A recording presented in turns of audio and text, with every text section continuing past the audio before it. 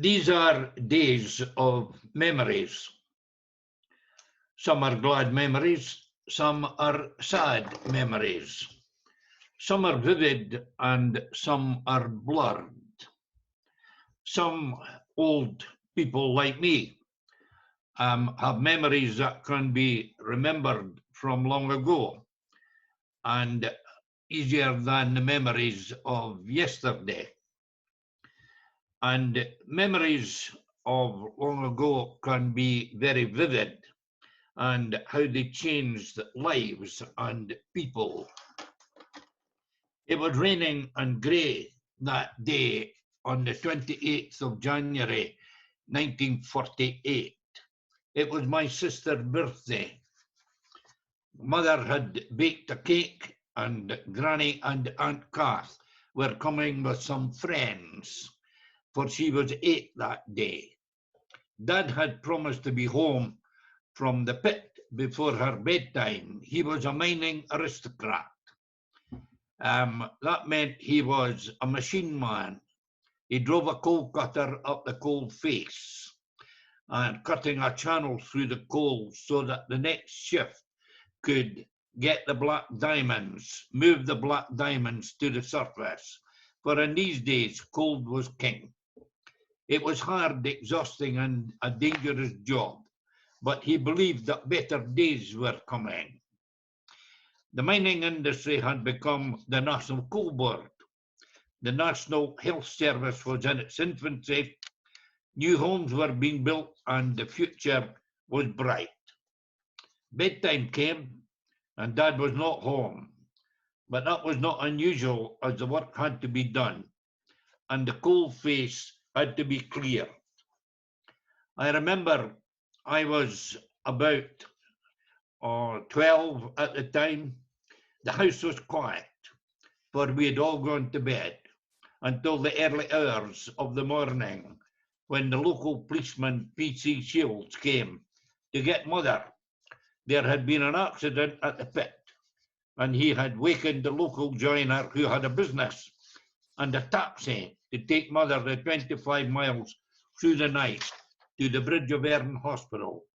And in his words, hurry now, if you want to see him alive again, be quick. Mother went.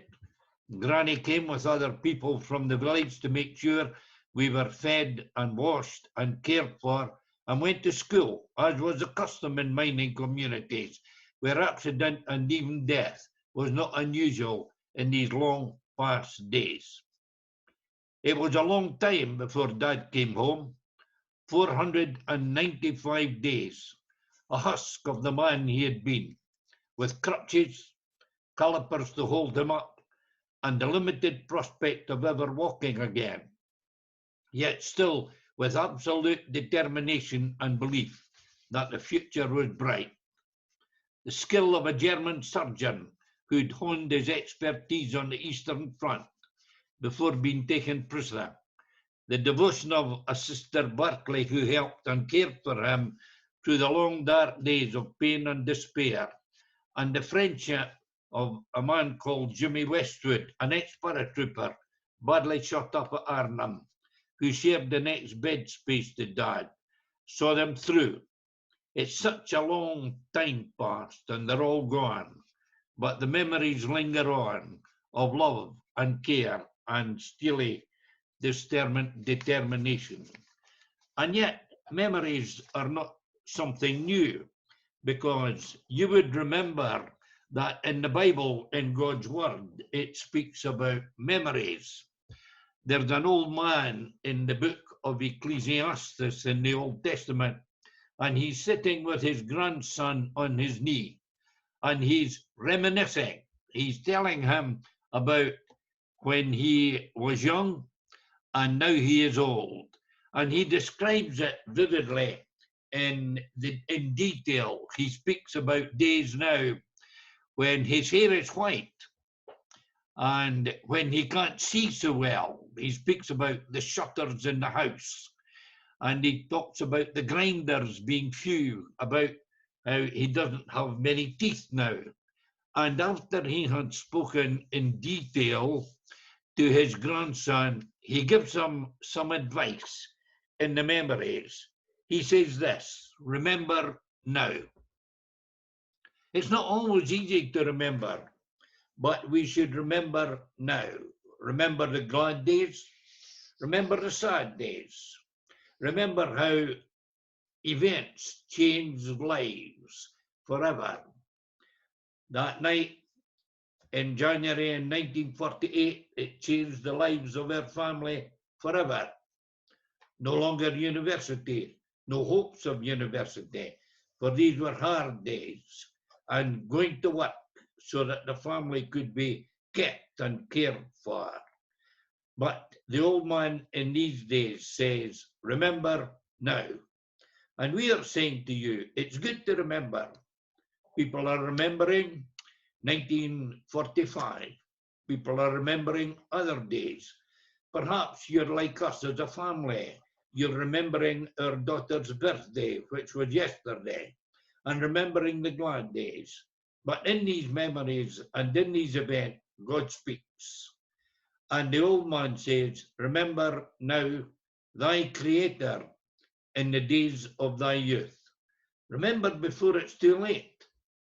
Remember before the memories grow dim. Remember the times in the events that God speaks.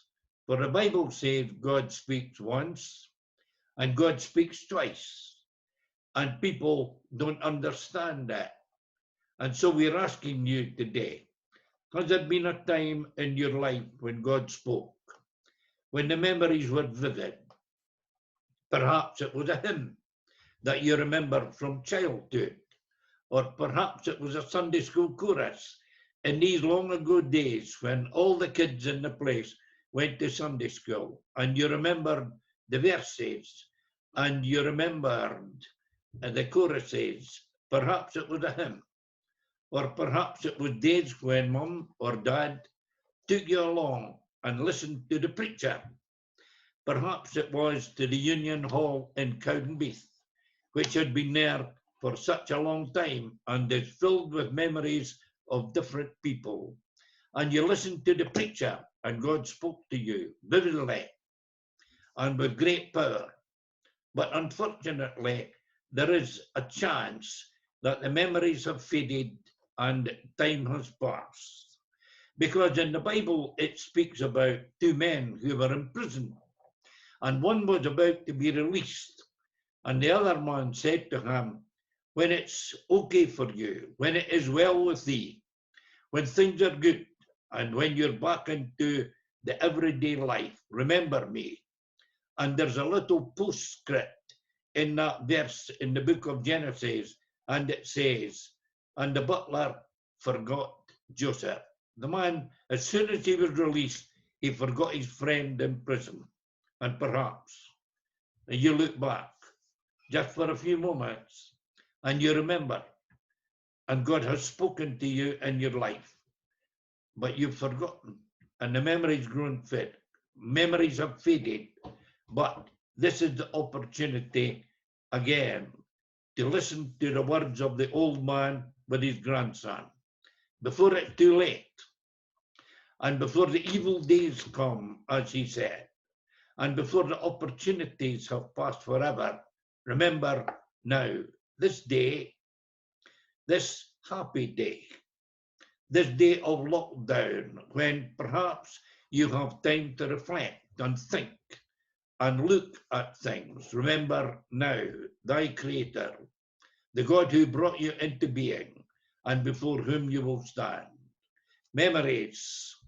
There's so much more can be said about memories, because the old man, when he's speaking, he speaks about memories and the message.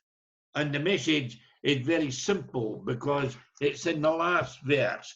And he said this, for God shall bring every work into judgment with every secret thing, whether it be good or whether it be for evil. And we will all give account, and we will all stand before God in that day. Remember the memories that will never fade. Thank you for listening to me. Amen.